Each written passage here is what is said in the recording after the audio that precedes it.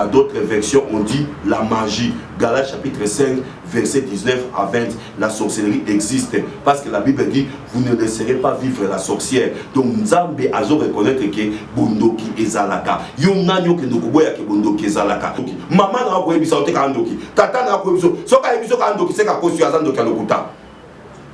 N'anga pe vrai c'est un bon côté. N'anga vrai c'est un makila.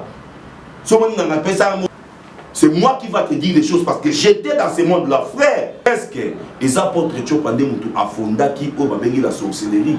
Est-ce que la sorcellerie est un sujet mon qui se trouve dans la carte l'église?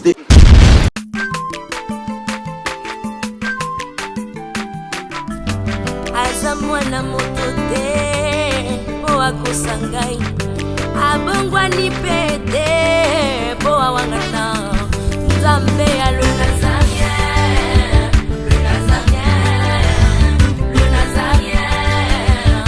David Nzamba ayebana kitoko koma mokondima atako babakola ki mafuta na mosakolima lelo ya yo bolingo ebateli le Nazareth lipamboli oyo mona katempeni mama kantelobi kola pie mapapu masopi mafuta tokokisi ena elongo na Nzambe oyo babenga na makomi Jésus.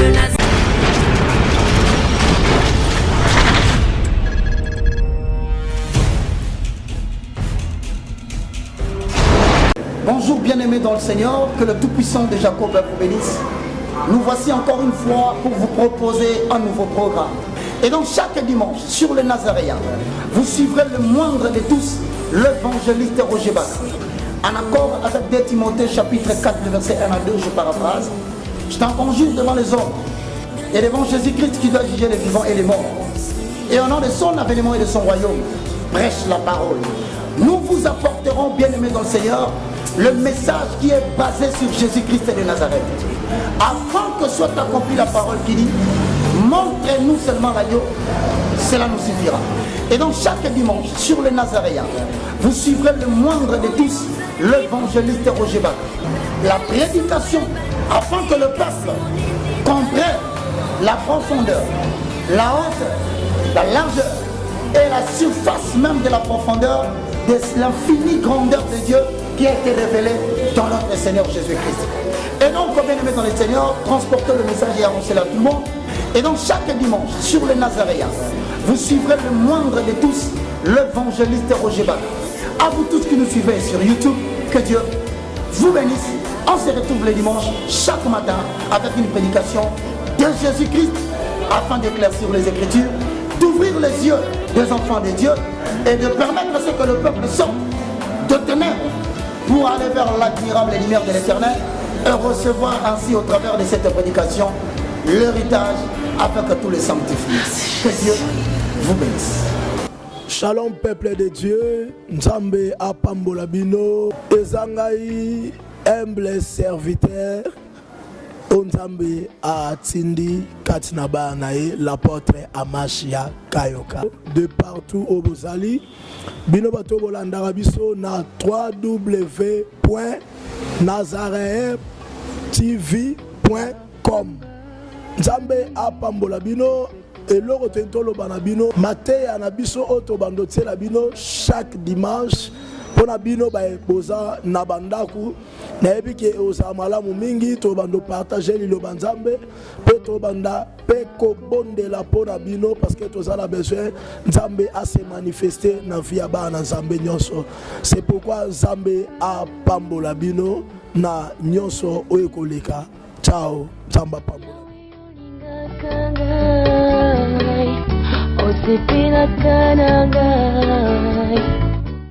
Shalom, shalom, peuple de Dieu, auditeur na biso auditrice na biso na Nazareth, ba commentaire na bino ba appel na nous toujours to dit que nous sommes mingi mais et comme si ko tango to pesa ba évangile to te ba prédication chaque samedi soir vraiment beaucoup na kolanda Moussa na bino yo pasteur Richard vraiment na kozala wana pour politiquer ba nzambe na nzela ba enseignement na nzela ba prédication nzambe apambola bino mingi vraiment botika la branche chaque samedi bo bana kolanda pasteur Richard na pourquoi na chaque fois on a toujours conseillé pour que nzambe ko sabino pour na préparer l'église à Kolo na royaume de ciel parce que bible so bakino atinda kiba bikisaki mutazo bikaka na kolia pe komela te na mutazo bikana maloba no sibi manamo ko nzambe botika la branche bolanda biso chaque samedi vraiment na pesi bino mbote baita abongwa ni pete po awangana nzambe alona Shalom, shalom peuple de Dieu, shalom na bien so bazo na biso na lenazarientv.com ya bino molobeli oyo botinda ka bolinga kabimaka te ona asepelisa mutu mais abimaka soka za na message en Nzambe soki za batinde po a boso peuple de Dieu a pambola bino lokola to komi na fin de l'année le plus grand cadeau na mona ki akopesa bana nyonso ya Nazaréen eza kozonga na ba service to mateya to enseignement oyo bana na les Nazareth on a coupé sa témoignage nanga ba sepela kana ngo makasi baba capote il fallait ki couper sa biso ngo na profondeur avant to bandana nous émission na biso tozo kende kobonde la Nzambe na ngonga muke oyo apesi biso éternel est Dieu Nzambe na bolingo son père na tango na ete boso pa na Nzambe lokwa mungu na yo pona kende couper sa enseignement oyo ya comment reconnaître un vrai sorcier inconscient ou conscient. Dieu tout-puissant, Zala Nabiso, Fungola Mitema Bana Nao, Fungola Matoya Bana Nao, et surtout qui basili Nyonso, où il y a fin du temps et c'est mon ami, il faut Bana Nao Bana Monakata Bondoki, Bondoki est allé kota bon maman, Bondoki est allé kota bon papa, enfin Kenzambe, Tobo Misapona Royaume, autant que c'est qui tu es déjà à la porte, Yoano Zako Beta, pour mon Namakambo Samina, États-Unis, Manoba Donald Trump, et Zola Xabiso qui est déjà. Temple à Jérusalem, le bâtiment qu'on a construit et qu'on construit déjà à Kotonga, Zambé Pemeli à Okoya et Kokisami. Onyo Sazola Nangai, Apamolama, na comme la excuse Masia, nous nous centre conduire Ngai, et ça la sunité, mais ça m'a dit mon Zambé, au nom de Jésus-Christ. Amen. Batunion Soboza, qu'on a besoin de Amen. Zamba Pamolabino, dès que la bande qu'on doit comme la fin de l'année, et ça n'a cadeau mon coton à couper sa biosaka sauf topé sa enseignement au Kito côté. Papa, maman, moi, benga na landa, benga, le bac apôtre Jean Chopa, a un enseignement qui toque au bazo titilango, les alliés comment reconnaître un sorcier conscient ou inconscient. Alors, pour nous, si nous babon année nabiso, babon fête, ba meilleure vie, nabino, batu nyonso, bana nyonso ya, nazarien.tv.com, ba meilleure vie, na oyanga ba maman du cœur, maman Maria Mempiame, na papa Piame. Bonne année, ba petit nana nyonso na ndako blue nzamba pambola na baleki nyonso bonne année Eliel Eben et Ezer Dicho nzamba pambola na pesa petit tumbo te dave yo moko nzamba pambola bino na kei susu kotala Moïse Piame petit nana Moïse nzamba pambola siko zali petit nana tozwa mukanda siko to silisa nzamba pambola ba prière toujours na pesi bonne année na ngai na maman Marie-Thérèse, bonne année na batu nyonso basa les États-Unis, bonne année na Metila ma fille, bonne année na ba pasteur nyonso ya Nazarien TV.com basé belé pour natanga kombote na pesi ba bonne année na ba oyo ba ndaka biso émission basa na Paris, basa na États-Unis, basa na Londres, basa na Belgique, basa na moke belé, basa na Afrique du Sud surtout oyanga bana nyonso ya chambre haute. La chambre haute, bana nyonso chambre haute, ndako ma bondeli. Biso to zika na prière na pesi bino merci. Zamba pa ma bonne année na bino. D'ailleurs kana mingi te musala la muso bana kata kisasa wa. Zamba so lukumu. Merci mingi bonne année à toi aussi. La humble servante de l'Éternel, poupée députée de l'Éternel quoi. Hein? Zamba pa ma bonne année produit fini de Dieu. Zambe apes papa mo pe bonne année na bino scotché ba mon toujours. Hein? Mon terre na biso zamba pa mbolao. Na pesi bonne année na derrière la caméraman na biso Alain Zamba Pambolo mwana Nzambe ya solo yim kanunte bo mone pena obeta pena ndanda na chambre haute Alain. Donc, on a la chambre, on a un ensemble, on a un ensemble. On a un ensemble, on a un ensemble. On a un ensemble, on a un ensemble. On a un ensemble. Et ça, tout le monde va nous continuer là pour l'église. Bima, la mise sur Bima, T, voilà T. Gloire à Dieu. Ça va pas me dire, c'est une introduction là. Merci à ma famille, nous sommes soutenus dans la musique. Nous avons autant de Simika Moutema. Yomoko Yebi. Simika Moutema. Zamba Pamboka Nimo Bakiwana. Parfois, et pas l'ensemble au hasard et ça a raté. Nous avons découpé cet enseignement. Pourquoi? Parce que nous avons moni. Dans un Thomas, je vis l'église, comment l'église s'est conduite. Je vis comment est-ce que les gens, par exemple, se conduisent. Et je vis comment est-ce que le monde est en train de s'engloutir dans ma camouflage et l'Obama qui s'est en réunion. Naïbi Sakabino qui apôtre Chopa Azali Moutote après avoir été à Yoki délivrance Moko Songonda et Oyebi Sabatu non. Na Vanda Kana Bandoki, na Liakana Bango, na Melakana Bango, na Botaka Kuna, Naïbi Mondouana. Il y a un moment où la plupart sont au Bengi, sont on peut s'assister de prière, tout on a encadré, tout on a colandé la prière, solution sur ma mine na bateau, pourquoi? Parce que apôtre Ayebi Mondouana, Naïbi comment est-ce qu'il y a Kolongola Moutou, na Katia Misala Bondoki. Dès naïe les locaux comprennent les locaux mokoke. Misala Bondoki et Kotiti na Katia Église ensemble. Pourquoi Misala Bondoki Kotiti na Katia Église ensemble? Basim oyo to bandel pour yokana tango na monde na biso oto zalaka tango na tango zakana na Katia Kindoki. Baba ki na biso ke tala lolenge boko se comporter pour na tina l'église. Tande boko se comporter tina na bato. Tande boko comporter pour na ba famille. Tande boko se comporter pour na bana to mikolo. Mon frère, ma sœur, il faut comprendre que na zongi la enseignement oyo oza mutu ya mutu nyonso akolandanga kopambwama zamba pambola bino nyonso o bolandaka ngai zamba pambola bato bapesa nga matoi o bato te o aza na orgueil te nzamba lobi na biso na kata mokanda na bi nous connaissons en partie et nous prophétisons en partie oyo yebite peut-être nga na yebi ndeko o nga na yebite peut-être yo oyebi ndeko nanga yango no moni na ye na partie nga na yebi na partie où moi je maîtrise na kolo ba likamute o nga na maîtriser te omoni ya nga na maîtrisa pona kola ki sabato bana nzambe denya kolongwa na kati ya bondoki denya kolongwa na misala mabe ebele bana nzambe ebele bato na kati église batondi tala meto na kati ya église misuku ba comme ko bima l'église kamingte to lobela sur SM église de Jésus-Christ à la maison to lobela na table sainte na biso ya Nazareth supa pour jeter mission na n'apôtre koloba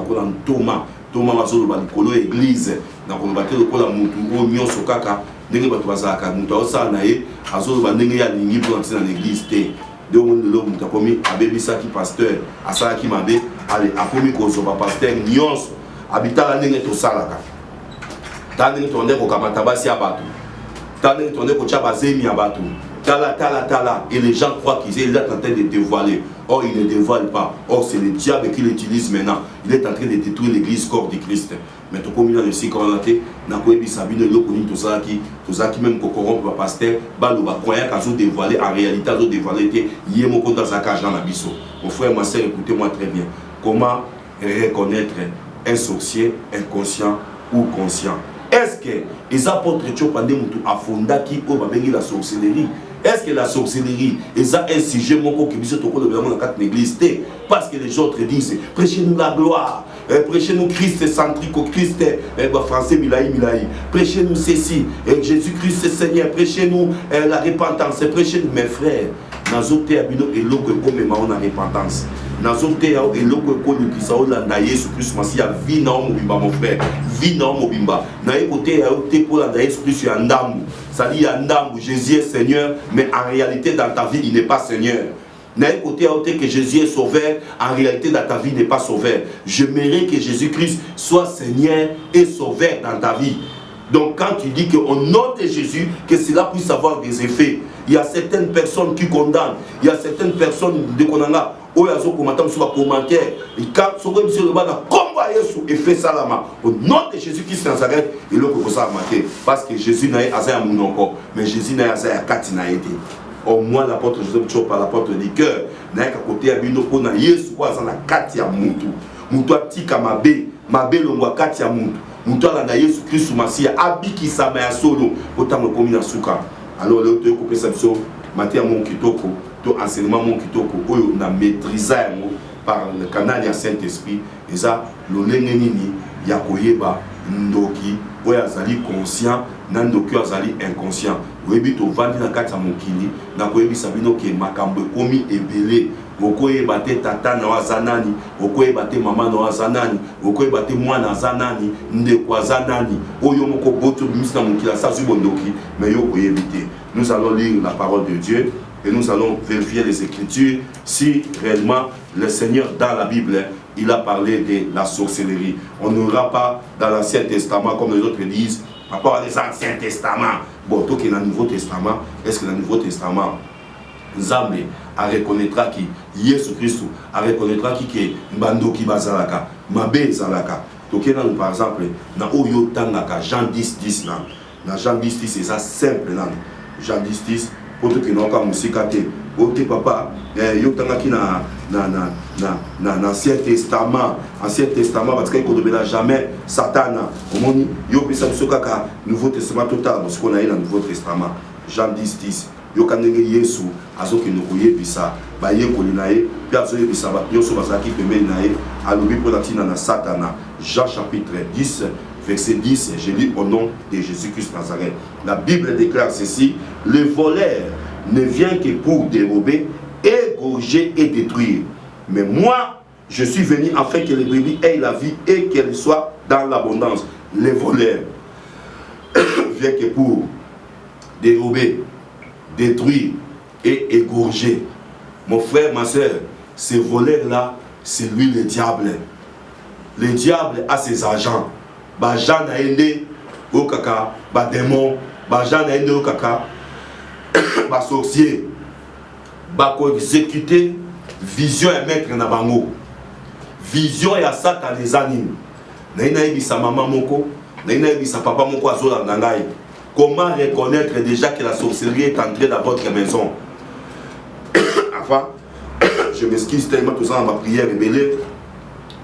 Bien aimé, comment reconnaître que déjà Satan a sa koti na kati ya ndako na yo? Et l'autre liboso ko reconnaître ce qui va ndoki ba koti na kati ya famille na yo, ils ont trois choses etambolaka. Oyo ba ndoki ba tambolaka na mo. Yesu yo mukazo yisa ba ekoli na ye.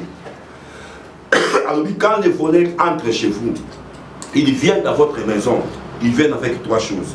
Il dit le voleur vient que pour dérober, égorger et détruire.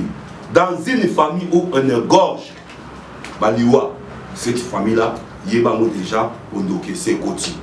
Dans la famille oyo, basa koyiba, il y a une famille wana ondoki et se koti.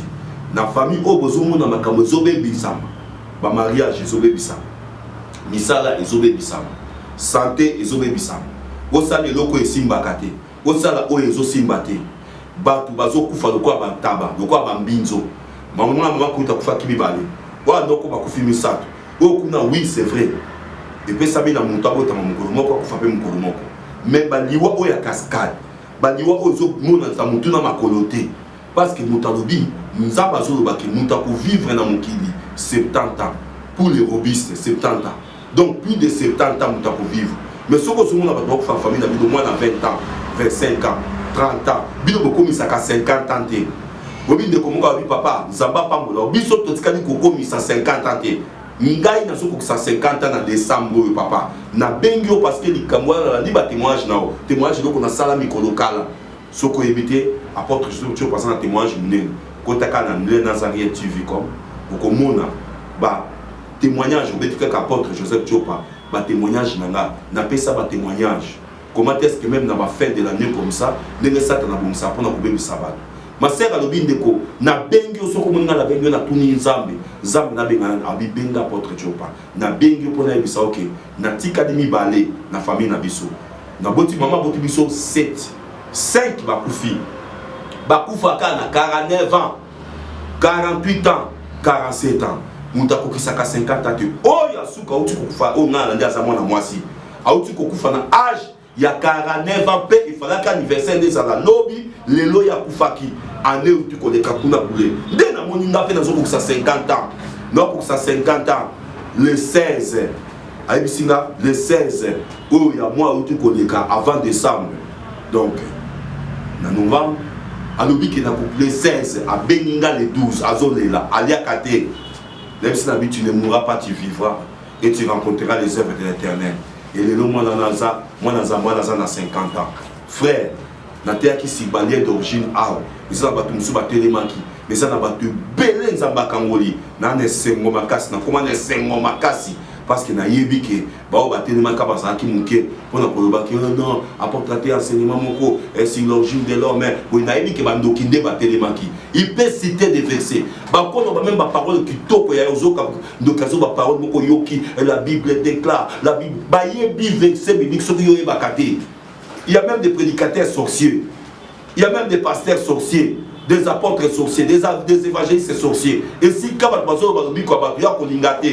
de faire croire que nous avons déjà, avant de faire croire que nous avons déjà, moi je t'encourage.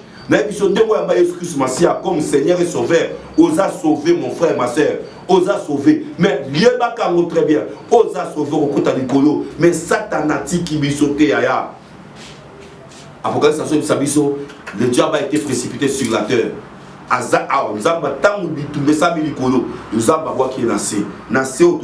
Aussi longtemps que vous avez tassé, frère, ce qu'on a mis comme Seigneur et Sauveur et qui va dire c'est que quelque part, tu as eu malam.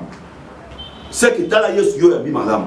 Parce que ceux qui m'ont mis sur 4 moments, ennemi a possibilité. David a eu victoire et pas les Philistins. Bible dit que tant David a eu victoire. Ba Philistin, ba longami, Goliath va venir kocha le lendo Goliath. Goliath ezaki no kwa diable pa na bango. Goliath azo tungisa ba na Israël. Nanya ko lobata mwana. Ce Goliath a tellement lobi esbino ba na Israël. Ba no bozolo bani, nzambe na bi fingi mutako lobana da Goliath azala kité. Mais Bible zo ba ke nzamba pesa ki David makasi. David escabima qui na brousse et sikazalaki. David aya kuti ba de connait arranger en bataille. Israël oyo nzamba sela ka bango bikamo. Israël oyo banzamba kitsaka mani ko uta likolo. Israël oyo nzamba tamola ki bango na moto pe na lipata. Israël oyo nzamba pesa bango victoire liboso ba mandianite. Israël oyo nzamba pesa bango victoire liboso Pharaon. Israël oyo nzamba kabola mai liboso na bango ba mona bango moko se ya kokabwana. Mais Israël wana liboso Goliath abosani nzambe na ye. Abosani nzambe na ye. Oh frère, oh ma sœur, je vous dis que Israël ils occupé par Nzambe, ils occupé par Nzambe, ils occupé par Nzambe, Nzamba zaki na bango, mais ils ont oublié que Dieu est puissant. Ils ont oublié que Dieu est tout puissant même. Ils ont oublié les choses que Dieu a fait. Ils ont oublié les miracles qu'ils ont vus devant Pharaon. Ils ont oublié comment est-ce que Dieu a anéanti Pharaon et ses chars. Comment est-ce que Dieu a anéanti l'armée la plus puissante du monde à cette époque-là. Dieu les a anéantis devant Israël. Mais les bosso kaka et Goliath, Israël s'est reculé, Israël a zomissima. Mais David a compris David, Goliath sur les lots, n'a aussi sa Goliath. David a bêta Goliath, Libanga, Goliath a quoi dans ses frères, maman sœur, tant Goliath a quoi victoire de Zoami, bêta. Philistin na ndenge moko bazali bamuti ba boma bango nyonso nzoka victoire wana o ba David bazwaka et tikala na mitema ba Philistin bakoma na kanda sokoyi bakate victoire yo zwaka epesaka bandoki kanda mon frère oyo mtozu victoire botaka te lelo to bota Chantal yo ano zwi mwana après nzamba pa boni ozwi mwana yo ano zwi mwana ni otiki na maka nzambe o papa na moni na question pegiste na ndako papa bebe ozaki stérile nzamba pesi mwana mama ozaki kozwa musala te nzamba pesi musala ozwi victoire moko déjà nzamba pesi mais on s'accrocher la victoire wana yo boyi susu kosa ela ko lukasu victoire mususu. Or la Bible dit avec Dieu nous ferons des espoirs et nous irons d'espoir en espoir. Ce n'est pas que otika la kaisi kamoko on s'accrocher la victoire moko. David itango s'accrocher qui na victoire na yo kanga zoka Bible dit un jour va Philistin baoki que David a tikali ko régner sur na Hébron mais David régnait sur tout Israël. La Bible dit les Philistins se rassemblèrent. Donc on dit que bazaka na kanda ya David. Zoka ba côté là David il manquait David a baraté. Yo aussi ça biso ngala yo David. Ma sœur, yo aussi ça ngala bandoki na famille na binoté. Yo ne muto prier na taka ngota na bino mabe longwate. Yo muto sala ke basi ba ngobota. Yo muto koma pasteur ozola ndangai. Yo muto sala ke na ba prière na olibote kangama. Yo kasi ba vani nyeba otala ote. Ils vont te chercher. Tous ces pasteurs que vous voyez qu'ils sont en train de tomber là dans les péchés. Tous ces là, oh voilà,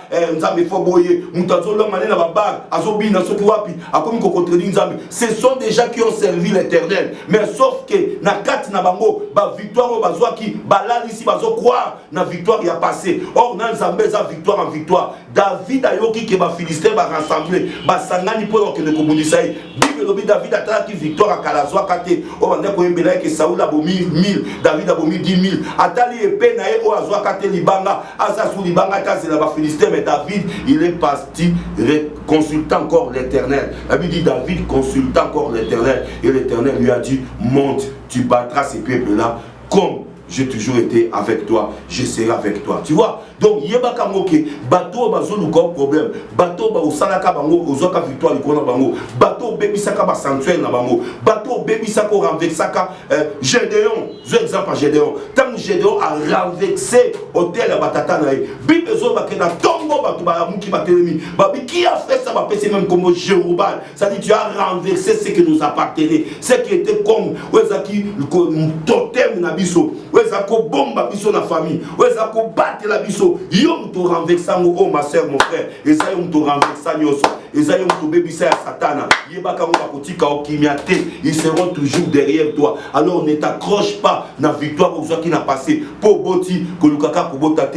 mais luka Sylvie père moi nana. Pour si classe kolukaka pour sa classe te, mais luka pour zo musala. Pour zo musala kolukaka pour zo musala te luka pour promotion. Luka pour banganzam, luka pour tamanzam, ça dit tu grandis aussi dans la foi. Tu grandis aussi dans la foi. Tu grandis aussi dans la foi. Voilà pourquoi cet enseignement ici, ça va nous donner l'accès pour comprendre nos ennemis.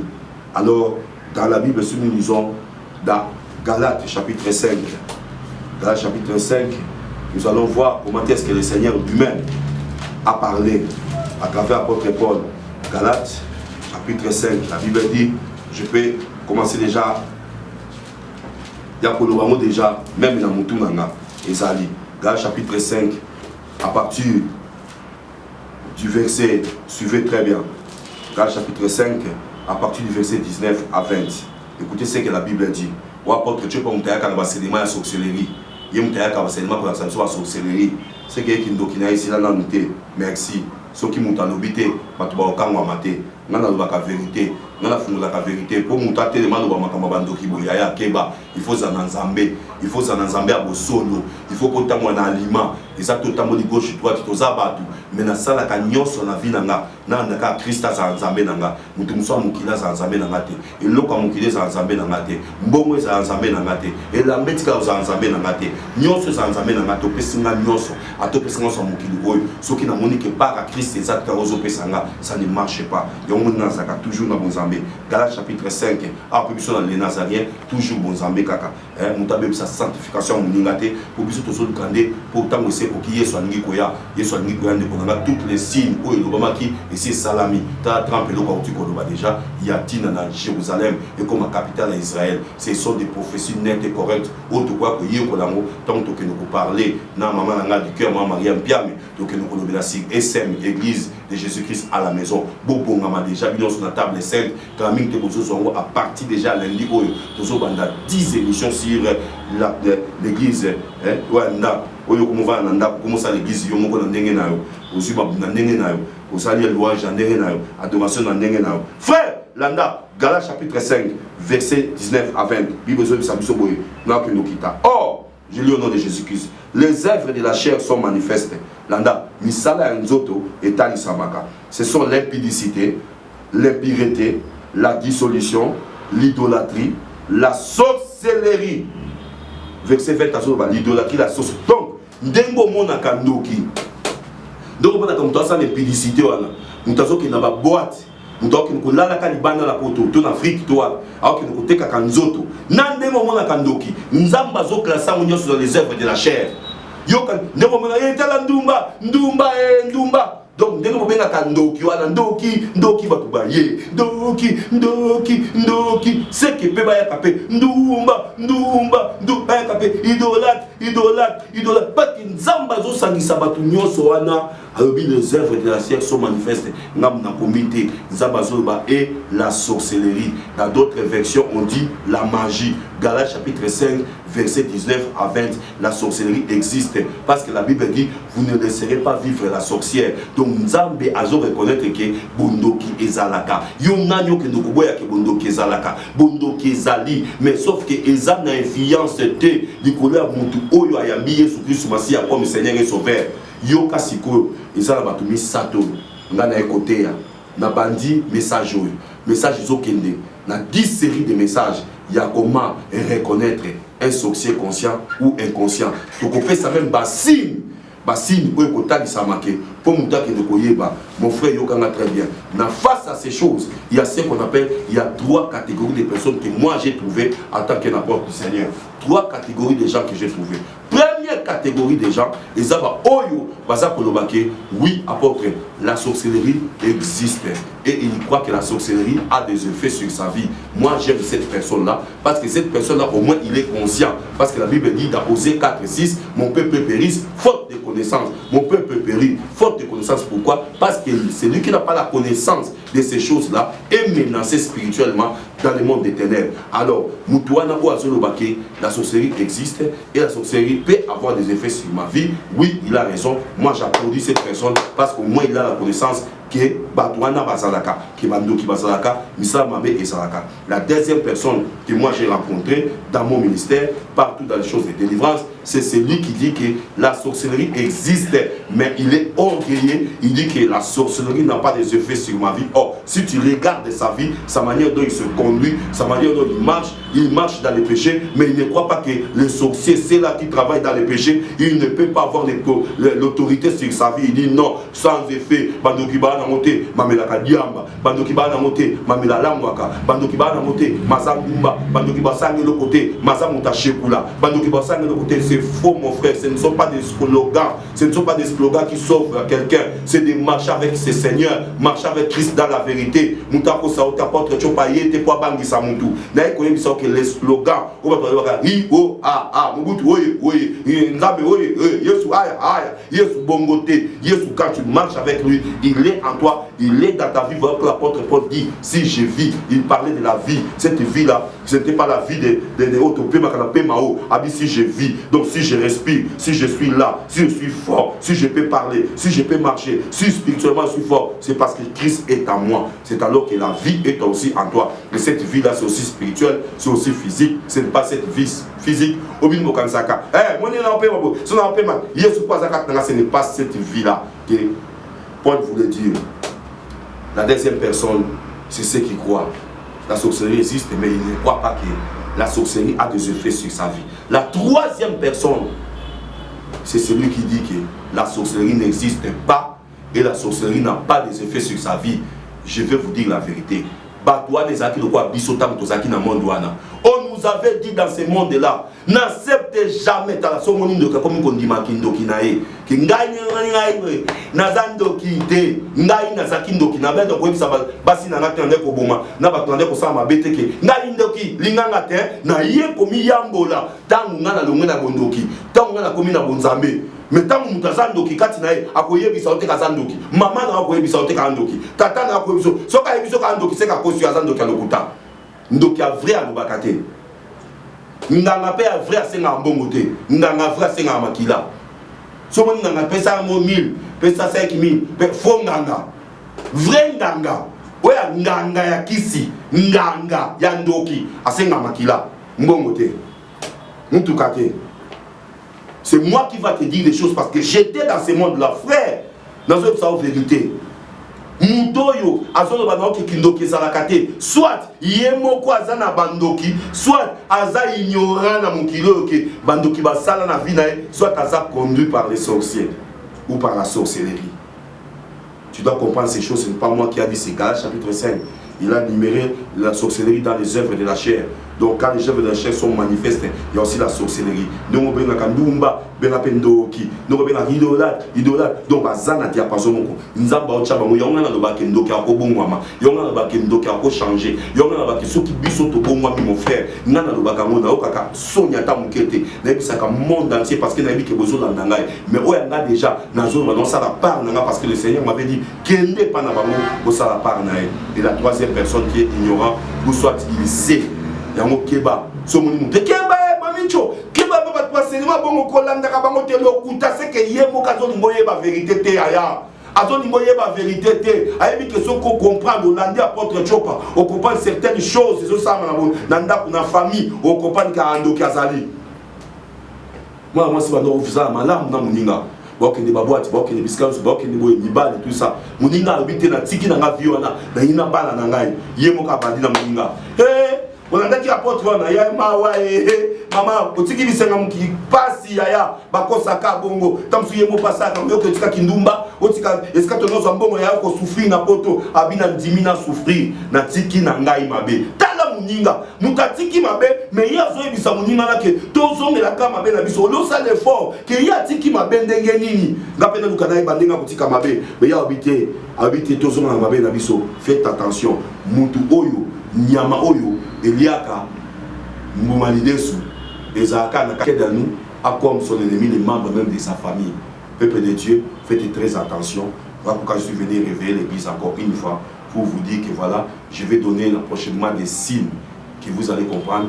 Voici des signes qui accompagnent celui qui est dans la sorcellerie inconscient ou celui qui est dans la sorcellerie conscient. Parce que dans la sorcellerie, il y a deux types de sorcellerie. La première sorte, c'est ce qu'on appelle la sorcellerie consciente. Celui qui est conscient, donc celui qui fait toutes choses, il est conscient de cela. Si il tue, il détruit, il dérobe, il sait que c'est moi qui l'a fait. Mais dans la sorcellerie inconsciente, c'est celui qu'on est en train de travailler dans sa vie sans le savoir. Or, la plus dangereuse sorcellerie, c'est quand on est en train de travailler dans ta vie sans ton autorisation, sans ta conscience. C'est très dangereux parce que tu peux détruire certaines choses, tu peux détruire la famille, tu peux détruire les enfants, tu peux détruire tout ce qui est en toi sans pour autant donner ton accord. Mais il y a quelqu'un qui est en train de jouer sur toi. Est-ce que dans la Bible, nous allons voir prochainement, est-ce que dans la Bible, y a-t-il quelqu'un qui était dans la sorcellerie inconsciente? Est-ce que c'est écrit dans la Bible? On va nous montrer, nous allons lire, nous serons comme des chrétiens de Béret, nous tous là, nous allons vérifier les Écritures. Est-ce que dans la Bible, y a-t-il quelqu'un qui était dans la sorcellerie consciente? Nous allons vérifier la parole de Dieu. Voilà pourquoi j'aimerais vous dire ceci. Si vous avez besoin de l'apôtre Joseph Chopa, ou à comment reconnaître un sorcier conscient ou inconscient, et pour briser tous ces signes de la sorcellerie là, ou bien comment reconnaître maintenant pour te ça peut m'enseigner belé na kati ka enseignement au total ba signe ou étambo la un sorcier conscient yo e bakate ndeko na yo moi si na o camarade bana ba ba bebisi ba na poto ba bebisi ba na Afrique ba bebisi ba na sikoza na ndako yo e bakate mais na kopesa ba signe o ko e ba ke moi no za malamu to za mabe wana to ko bengana pe to sali prière to ke na l'église si ka pasteur no azali pe ba sali mabondeli pe to ko e ba signe ya ko reconnaître un sorcier conscient ya bino de komolobedi apôtre Joseph Chopa apôtre du cœur pour appeler sa kabiso tata ya délivrance matéa oyo kitoko appeler sa kabiso pour la bobimi na katina bombu na satana numéro na ngeza libongo 00 243 81 900 81 84 00 243 81 900 81 84 00 243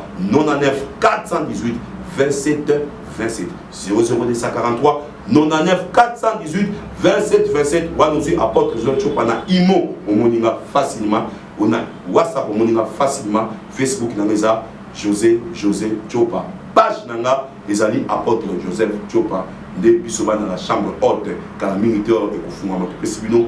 Merci mingi botika malamu pa na bino batozo na biso ya bino molobeli ya bino so qui est soit été ndenge déjà trompe ça bête déjà trompe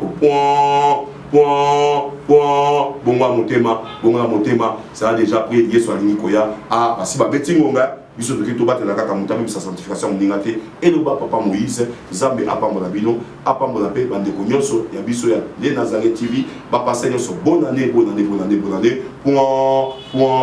na kei na tikilo. Merci, à la prochaine. Batou faut-il en a été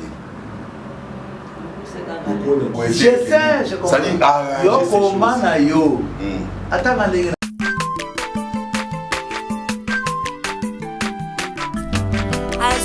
na moto te po akosa ngai abongwani pe te po awangana Nzambe ya le Nazarien, le Nazarien, le Nazarien.